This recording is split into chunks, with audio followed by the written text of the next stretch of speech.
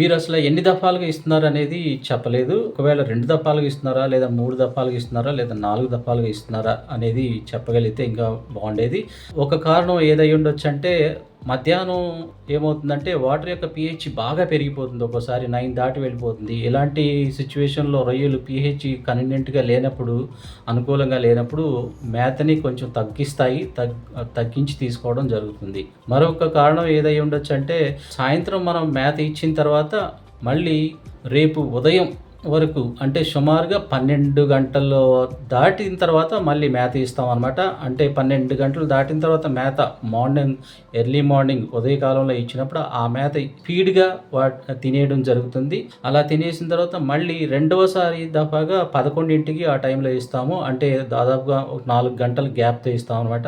Just morning దానికి, మధ్యాహ్నం ఇచ్చేదానికి 4 గంటల గ్యాపే కాబట్టి మార్నింగ్ బాగా తినేసి ఉంటాయి కాబట్టి మధ్యాహ్నం తీసుకునేటువంటి మేత కొంచెం స్లోగా తీసుకోవడం జరుగుతుంది. అందువలన కొంచెం మిగిలిపోయినట్టు మనం అనుకుంటూ ఉంటాం. ఎందుకంటే అది స్లోగా మేతని స్వీకరించడం వల్ల అది మిగిలిపోయినట్టు మనకు కనిపిస్తుందనమాట.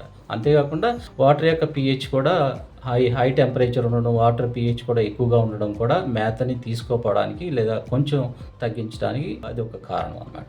మన రొయ్యరాజు యాప్ని డౌన్లోడ్ చేసుకొని లబ్ధి పొందండి.